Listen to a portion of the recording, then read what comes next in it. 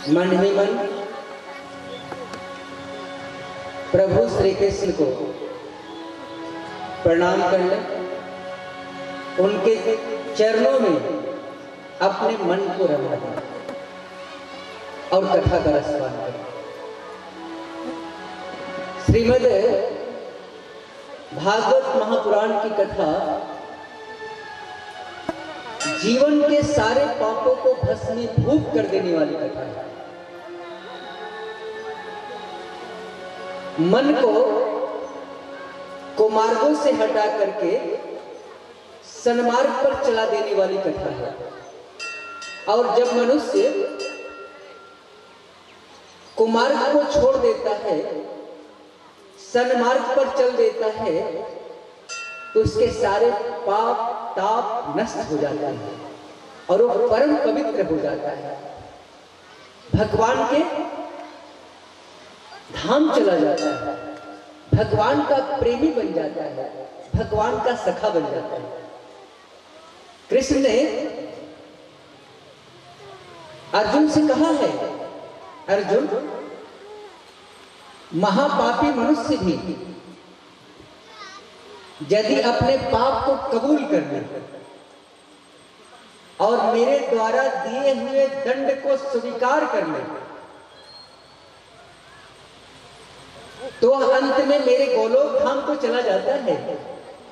फिर उसका आवागमन धरती से छूट जाता है, आवागमन से मुक्त हो जाता है। जन्मत मरत दूसरा दुख हो। तो आज प्रभु श्री कृष्ण की ऐसी चमत्कारी कथा आपके बीच हो रही है। मन को कृष्ण के चरणों में रमा दीजिए। कल हमने निवेदन किया था आप लोगों को, भागवत के महात्मा की चर्चा हो रही थी, जिसमें 6 अध्याय हैं, 504 श्लोक है। तो ज्ञान भक्ति वैराग्य के बारे में चर्चा हुई थी। भक्ति देवी के पुत्र हैं ज्ञान और वैराग्य। बिना ज्ञान और वैराग्य के सेवा नहीं हो सकता, समाज का कल्याण नहीं हो सकता। सेवा करने के लिए ही तो सारा कर्मकांड पड़ा हुआ है। ध्यान योग तप जितने हैं सब आपको एक ही रास्ता सिखाते हैं, सेवा कर, सेवा कर, परहित सरिस धर्म नहीं भाई। परोपकाराय पुण्याय पापाय परपुण्य। सारा जितना सारा हम लोग अध्यात्म के बारे में चर्चा करते हैं, जितना सारा सब एक ही शिक्षा देता है, तुम्हारे अंदर परोपकार आया कि नहीं आया, तुम्हारे अंदर सेवा की भावना आई कि नहीं आई, इसी पर आजमाइश हो जाती है कि हम भगवान के कितने नजदीक पहुंचे हैं। जितना आपके अंदर सेवा की भावना आ गई, जितना परसेंट आपके अंदर आ गई, आप उतने भगवान के करीब पहुंच गए। यही आपका थर्मामीटर है नापने का। अध्यात्म का थर्मामीटर नापने का यही तरीका है कि तुम्हारे अंदर सेवा करने की भावना कितनी आई, बस। तो जो ही ज्ञान वैराग्य पुष्ट हुआ, भक्ति जागृत हो गई, सेवा करने की भावना आ गई, आपका भागवत कथा सुनना सार्थक हो गया, आपका जप करना सार्थक हो गया, आपका ध्यान करना सार्थक हो गया। परहित सरिस धर्म नहीं भाई, पर पीड़ा सम नहीं अधमाई। परोपकार के समान धरती पर कोई दूसरा धर्म है ही नहीं। कहा गोस्वामी जी ने कहा कि अगरबत्ती दिखाओ पुण्य होगा। ये सारे क्या हैं? परहित की ओर आगे बढ़ने की प्रेरणा देते हैं। पूजा करना, प्रसाद चढ़ाना, ध्यान करना, जप करना, योग करना, साधन करना, यानी जितना सारा कर्मकांड है सब आपको एक ही तरफ ले जाता है कि तुम समाज कल्याण की कितनी बातें सोच रहे हो, बस। अब भागवत के महात्म्य में दूसरी कथा आती है। वो कथा आती है आत्मदेव की कथा। कथा कैसे आती है तो हम आपको याद दिला दे, कथा कहाँ हो रही है। कभी कभी हम पूछ देंगे क्योंकि हम भूल जाते हैं। ये कथा कहाँ हो रही है? चलिए हम आपको बता देते हैं, याद रखिए। एक कथा हो रही है नैमिषारण्य क्षेत्र में, हरिद्वार गंगा के किनारे। 1000 वर्ष का सत्र चल रहा है, कल मैंने बता दिया। उसी में सोनक जी प्रश्न कर रहे हैं, सूत जी उत्तर दे रहे हैं, यही कथा है। सोनक जी ने प्रश्न किया, हाथ जोड़ करके खड़े हो गए, बोले कि प्रभु क्या भागवत की कथा सुनने से ज्ञान वैराग्य ही पुष्ट होते हैं या पापियों का पाप भी खत्म होता है? और किस किस तरह के पापियों का पाप खत्म होता है, जरा बताने का प्रयास कीजिए। सूत जी बोले, सोनक जी आपका प्रश्न बहुत अच्छा है। भागवत कथा सुनने से सारे पाप खत्म हो जाते हैं, सारे के सारे। अच्छा, इतनी शक्ति है कथा में? हाँ हाँ सोनक जी, जो पूरे जीवन भर कुकर्म किया और कुकर्म करते करते मर गया, और मरने के बाद भी यदि भागवत की कथा का रसपान कर लिया तो उसका कल्याण हो जाएगा, उसके पाप कट जाएंगे, उसका अगला जन्म अच्छे कुल में हो जाएगा और भगवान का भजन करेगा, परमात्मा में मिल जाएगा। सोनक जी बोले, अच्छा अच्छा, इतनी चमत्कारी कथा, कोई प्रमाण है आपके पास? सोनक जी पूछ रहे हैं, क्योंकि हम लोग भी ज्यादा प्रमाण मांगते हैं ना किसी भी चीज का, प्रमाण दीजिए। तो सोनक जी ने भी पूछा कि कोई प्रमाण है आपके पास? भागवत कथा सुनने से किसी का उद्धार हुआ है? तो सूत जी ने कहा, हाँ हाँ प्रमाण है, हम आपको एक कथा सुनाते हैं, बैठिए। सोनक जी बैठ गए, कथा आरंभ हो गई। तब कहते हैं सूत जी, तुंगभद्रा नदी के किनारे एक छोटा सा गांव था और उस गांव में एक ज्ञानी पंडित रहते थे, विद्वान पंडित, बहुत ज्ञानी थे। दूर दूर के लोग आते थे पंडित जी से पूछने के लिए, कथा कहने भी लोग कहवाने ले जाते थे। बहुत बड़े महात्मा, सिद्ध पुरुष थे पंडित जी, आत्मदेव नाम था उनका। लेकिन अगला जन्म कुछ गड़बड़ था उनका, इसके पहले वाला जन्म। संजोग से जब आप पहले बबूल का पेड़ बो दिए हो तो आम कहां से मिलेगा? बबूल के कांटे ही तो मिलेंगे। तो पंडित जी का पहले वाला जो जन्म था ना, वो थोड़ा गड़बड़ था, जिसके चलते उनको पत्नी मिल गई, मत पूछिए, इतनी खतरनाक पत्नी मिल गई पंडित जी को, धम धम करके चलती थी। एक लोटा पानी भी देती थी तो 4 बात सुना के देती थी, थाली दूर से फेंक देती थी, लो खाना खा लो। काम धाम करते नहीं, वो 4 शाम खाना मांगते थे। और जब तक पड़ोसन से झगड़ा नहीं कर लेती थी तब तक पेट का भोजन नहीं पचता था उसका। पंडित जी बड़ी दुखी रहते थे अपने घर में। देखिए, यदि पत्नी अच्छी मिल गई और आप लोगों को भी यदि पति अच्छा मिल गया तो खाली पेट भी नींद आराम से आ जाती है। ये जोड़ी है ना, एक गाड़ी के 2 पहिए हैं, पति पत्नी, और दोनों में कहीं छोटा बड़ा पहिया मिल गया गाड़ी में, जीवन रूपी गाड़ी में, तो गाड़ी ठीक नहीं चलती, पूरी जिंदगी खराब हो जाती है। खटपट खटपट बिकते बिकते फिर जीवन लीला खत्म हो जाती है। लेकिन उस परिस्थिति में भी हम आनंद से जी सकते हैं। आप कहोगे कैसे? तो मान लीजिए कि माताएं कहती है कि हमारा पति शराबी मिल गया, काम नहीं करता है, बहुत बुद्धू नंबर 1 है। ठीक है, आप लोगों का शिकायत है, जायज है। आप तो चालू हो, होशियार हो, आप तो ज्ञानी हो, थोड़ा बर्दाश्त कर लो। आपका पति है, पति परमेश्वर होता है। आप लोगों को धर्म पत्नी कहा गया है, क्यों? धर्मपति तो किसी को नहीं कहा गया। आप लोगों को धर्म पत्नी मिला का टाइटल मिला, क्यों मिला? कभी आपने नहीं सोचा? माताओं का सबसे पहले पैर धर्म की ओर उठता है, पुरुषों का पैर पीछे उठता है। एक कारण ये है। दूसरा कारण क्यों? जो बिगड़े हुए पति को भी, जो दारूबाज पति को भी, जो गलत रास्ते पर चल गया है, वैसे पति को भी जो धर्म के रास्ते पर ला दे, उस पत्नी का नाम धर्म पत्नी। फिर आप पूछोगे कि जरा पति का अर्थ बता दीजिए। तो पति का अर्थ तो बड़ी खतरनाक अर्थ है, आप लोग आसान मत समझो। पति मतलब क्या होता है?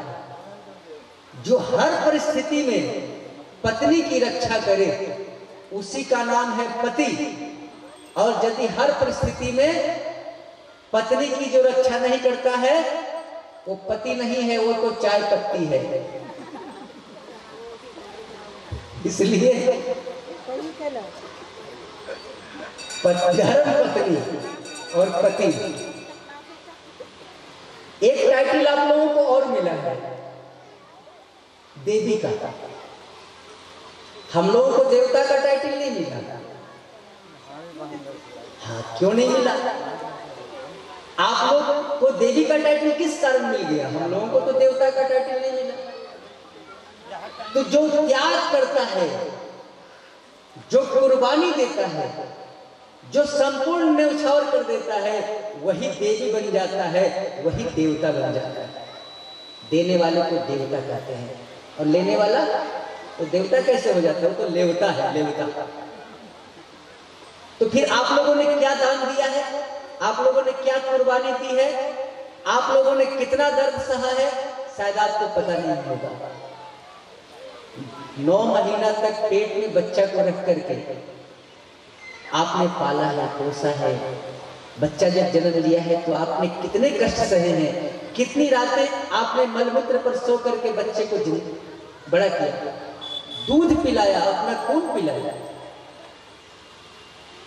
अरे उन बेटों को कम से कम थोड़ी तो शर्म आनी चाहिए जो माता पिता को गाली देता है।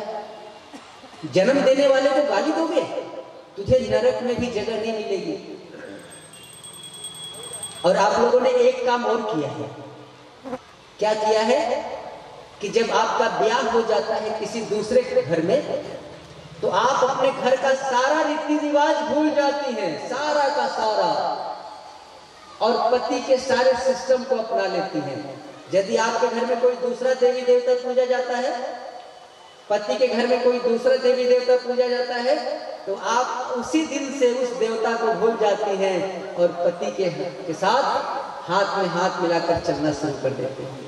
भैया तुम जैसे चलोगे हम वैसे ही चलेंगे। इतना कुर्बानी देने वाला देवी के सिवा दूसरा नहीं हो सकता। इसीलिए अपने आप को पहचानो, तुम और कोई नहीं, तुम देवी वही तुम ही हो, काली तुम ही हो, गायत्री तुम ही हो, सरस्वती तुम ही हो, लक्ष्मी तुम ही हो। केवल अपने आप को पहचानो, चुगली करना बंद कर दो, झूठ बोलना बंद कर दो। तुम्हारे अंदर दुर्गा की शक्ति आ जाएगी, तुम्हारे अंदर काली की शक्ति आ जाएगी, तुम्हारे अंदर सरस्वती की शक्ति आ जाएगी, इसलिए कि तुम पहले से देवी हो। अपने आप को भूल गए। नारियों जागो, 21वीं सदी नारी सदी उज्जवल है। इसलिए आप लोगों के जगने का समय आ गया है। आप लोग जगिए, अपने आप को पहचानिए। उतना कुर्बानी हम नहीं कर सकते। जानते हैं आप लोगों को चूल्हा पर से हंडी उतारते समय, सब्जी उतारते समय कितना बार हाथ जला होगा? रोटी बनाते समय अरे जल गया जल गया, फिर रोटी बनाना चालू। आज यदि हम लोगों का थोड़ा हाथ जल जाए, कट जाए, मलहम लाओ रे, पट्टी लाओ रे, इतना कौन सह सकता है? इतना तो देवी ही सह सकती है ना। इसलिए अपने को पहचानो, तुम कौन हो। जितना दर्द आप बर्दाश्त कर सकती हो, उतना दर्द पुरुष बर्दाश्त नहीं कर सकता। भैया छोड़ दीजिए ना, छोड़ दीजिए, अब तो थोड़ी देर कथा करेंगे। इसीलिए मिल गई आत्मदेव को पत्नी, कर्म के फल के अनुसार गड़बड़। धुंधली देवी उसका नाम था। चलिए पत्नी गड़बड़ मिल गई, कोई बात नहीं। वो भी क्या, तो ब्याह के कई बरस हो गए, एक बेटा घर में नहीं। पंडित जी दुखी रहने लगे। इतना ही नहीं, पंडित जी ने एक गाय रखी थी, गाय दरवाजे पर। वो गाय भी बछड़ा नहीं देती थी। पंडित जी दुखी रहने लगे। पंडित जी ने एक फल का वृक्ष लगा रखा था, वो वृक्ष भी फल नहीं देता था। विपत्ति आती है ना, चारों तरफ से आती है, और विपत्ति में धैर्य की परीक्षा होती है। कभी धैर्य मत तोड़ना। जब विपत्ति तुम्हारे ऊपर आ जाए, हिम्मत को रखना। धीरज धर्म मित्र अरुनारी, आपत्काल परेखू चारी। विपत्ति आती है तो चारों तरफ से, और जब संपत्ति आती है तो छप्पर फाड़ के आती है। जब हमारा अच्छा दिन नहीं रहा तो बुरा दिन भी नहीं रहेगा। इसलिए कभी आत्महत्या के बारे में बात मत सोचना, कभी मरने के बारे में मत सोचना, कभी घर छोड़ने के बारे में मत सोचना। आज दिन खराब है, कल अच्छा हो जाएगा। आज हमारा पति नहीं मानता है, कल तो मानेगा। एक न एक दिन तो मानना पड़ेगा। इसलिए संतोष करके, कंप्रोमाइज करके अपने घर को स्वर्ग बना लीजिए। और मैं अपने भाई साहब से भी निवेदन करूंगा, यदि आपकी पत्नी गड़बड़ मिल गई है तो चिंता मत करो, प्रारब्ध समझ करके भोग लो, मिला जुला के चलो, मिला जुला के चलो। जीवन समझौता का नाम है। समझौता का नाम जिंदगी, संघर्ष का नाम जीवन। इसलिए समझौता करके जिंदा रहिए, मजा आएगा। अब पंडित जी उदास रहने लगे। पंडित जी सोचे कि जब घर में भी आते हैं तो एक गिलास पानी भी बढ़िया से नहीं मिलता। जबकि पंडित जी कुछ नहीं बोलते थे, एक शब्द लड़ाई झगड़ा भी करते थे पंडित जी। अब पंडित जी जब उब गए तो सारा ज्ञान उनका बह गया। कभी कभी ऐसा मुसीबत आता है कि उपदेश देने वाला भी गलत काम कर बैठता है, ज्ञान देने वाला भी गलत काम कर बैठता है। अब पंडित जी सोचे कि अब जी के क्या करेंगे, घर में शांति नहीं, इससे बढ़िया चलते हैं, अब मर जाएंगे, अपनी जीवन लीला ही खत्म कर देंगे, अब यहां नहीं रहेंगे। और पंडित जी बिना पत्नी को बताए चुपके से निकल गए जंगल की ओर कि जाते हैं पहाड़ से कूदेंगे और मर जाएंगे। दोपहर का समय था। तालाब के करीब पंडित जी पहुंचे और सोचे कि तालाब में ही छलांग मार के जान दे देंगे। एक वृक्ष के नीचे बैठ करके माथे पर हाथ रख के रोने लगे। तब तक एक महात्मा आ गए। बाल न बाका कर सके जो जग बैरी होए, जाको राखे साइया मार सके न को। महात्मा आ गए। हम कथा बंद करते हैं, भैया भजन गाइए तो जब लोग आइए गा लीजिए, जोड़ लीजिए, जोड़ लीजिए।